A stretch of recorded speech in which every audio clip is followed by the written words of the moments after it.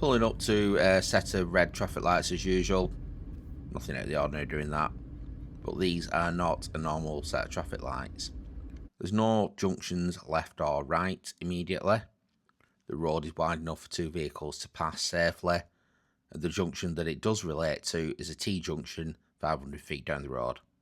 So what is this all about? This is the village of Lanehead, Lowton, Greater Manchester. One of the very last villages in Greater Manchester before it crosses over to the Warrington side and Cheshire. For a long time, the village has suffered a lot of traffic issues.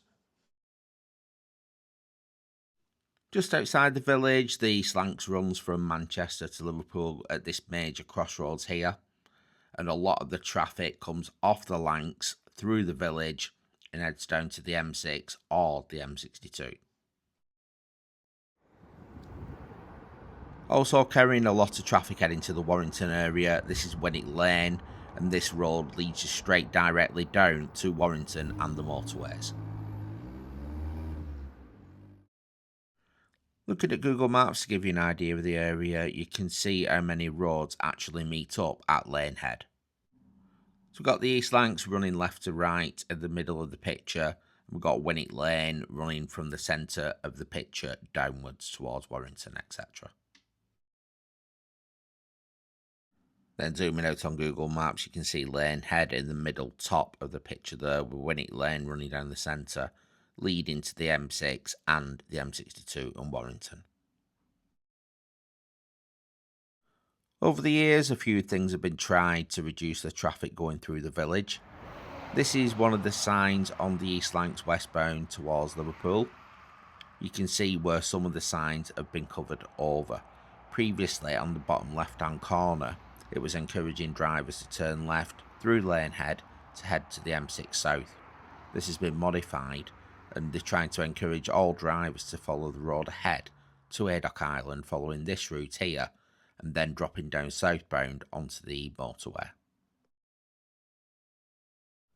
Obviously that's just a sign a lot of people have and know the area and know they can get down Winwick Lane to the motorways and Warrington, or they're following satellite navigation and they'll just follow that anyway, won't they? For anything over 7.5 tonnes, it's not an option to go down Winwick Lane because there is actually a weight restriction on it unless you go into off-street properties.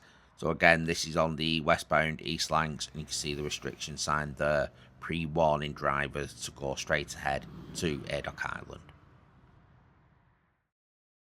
The weight restriction just covers the southbound traffic travelling from the East Lancs down to the M6 and M62. As I said earlier in the video, Lanehead falls within Wigan Council. Further down Winwick Lane, it changes to Warrington Council.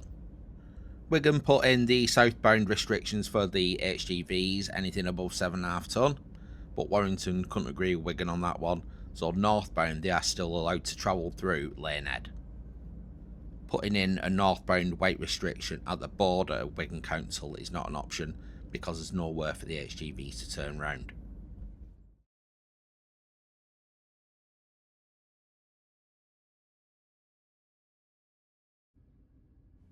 So why are these traffic lights here? For a long time, the residents of the cottages at the end of Winwick Lane have suffered with awfully high emissions from vehicles idling at the traffic lights. A report from Wigan Council found that the emissions were actually above the legal level. A solution that Wigan Council came up with these traffic lights. These are called SCOOT, S-C-O-O-T, Split Cycle Offset Optimization Technique. What they do is, they're an intelligent, real-time, adaptive traffic light control system used to manage traffic signals across urban networks. Can you tell I'm reading that? So what does it mean in reality? Well, if you come up to the first set of traffic lights and those are on red, the ones at the T-junction will be on red. When the first set go on green, you start driving towards the T-junction, and the ones at the T-junction are still on red. But they're timed so that when you get to the front of the T, they go to green. The idea there is that you're not stopping and queuing in front of the cottages.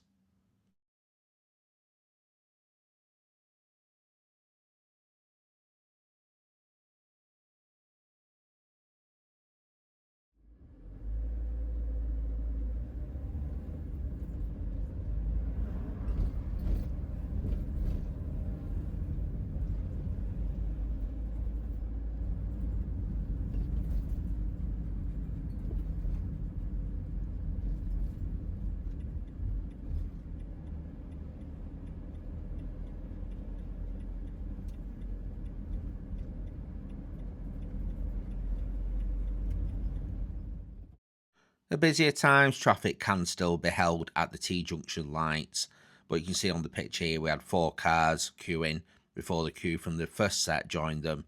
Then everybody gets the green, everybody drives on. So even though there were a few cars there, it's still a lot less than it would have been previously.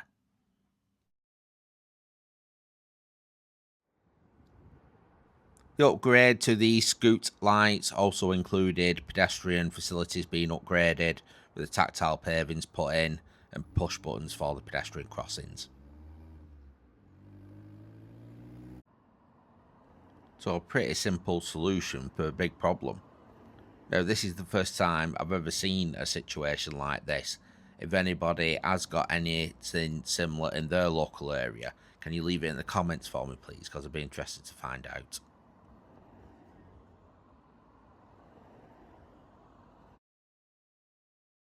That's it for this one. If you can, check out the playlist of the other videos that I've got going on at the moment. If you can subscribe to the channel, I'd really appreciate it. And this video here is the one that YouTube thinks is going to be the best one for you to watch next. Thanks for watching, everybody, and I will catch you in the next video.